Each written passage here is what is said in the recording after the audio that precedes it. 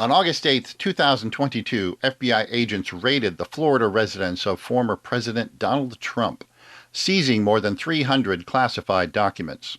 Although decried as a political maneuver by Trump supporters and Biden opponents, the two do not necessarily intersect. The real question is one of presidential power. Is the president accountable to the laws of the executive, just as any other citizen, or do the president's proclamations carry the weight of and supersede statutory law? I am Marc Jacobin, along with my brother James, and this is Truth and Other Lies. As we have said many times before, if a person is guilty of crimes alleged, then let justice be served. However, after 6 years of baseless allegations and investigations, one might be forgiven for suspecting that the FBI's motivation for raiding Donald's Mar-a-Lago residence might be extrajudicial. The Donald has been in the crosshairs of the establishment since he announced his candidacy for president in 2015. Some people's negative reaction to Donald Trump's political aspirations has been so extreme, Trump supporters coined the term Trump derangement syndrome to describe the perennial and oft irrational hatred of Donald Trump's person.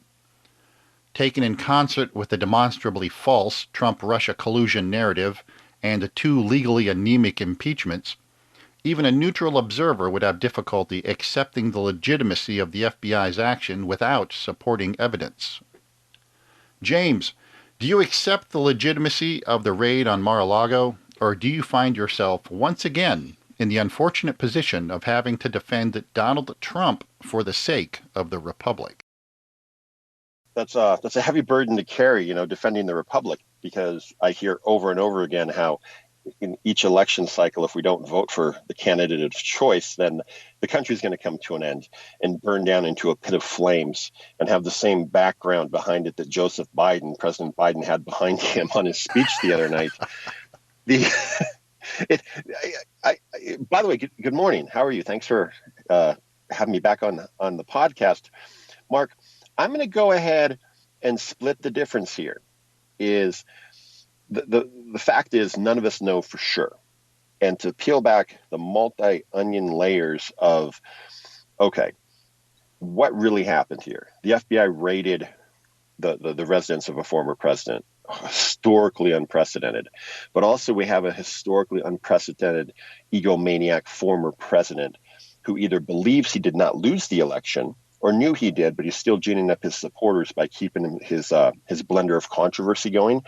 On the surface of it, I firmly see it that the president can declassify anything whenever he wants. That was the spirit that evolved out of World War II with the creation of the National Security Agency and the National Security Council to give the president that authority to deal with Cold War issues.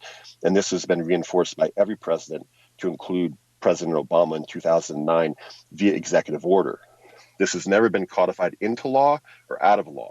It exists simply based on the constitutional rights bestowed under the phrase commander-in-chief, because the declassification of these documents, for the most part, revolves around military and/or national security. Here's the gray area.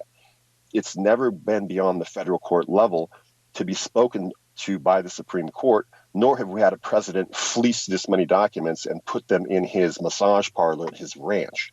So who's to say? So this is a legally gray area, much like the fact that the concept of getting assistance from the Russian president to win an American election has never been legally contested. Never been legally contested, such as we never held an impeachment trial in the Senate after a president's term had expired. We did that anyway. We're now doing a lot of things that we haven't done before, but on its face, had it been a narrower scope of documents and or a different precedent, I would be 100% for.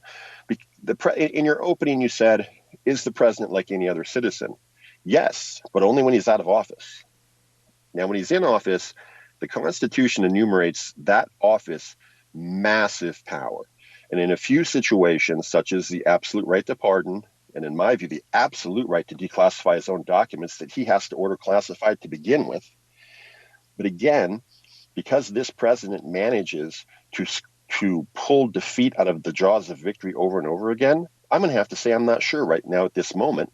But I'm going to go ahead and say, unless I see more evidence of what's actually going on here, the president does have, unless someone can point out to me where the president doesn't have this power, then he has it.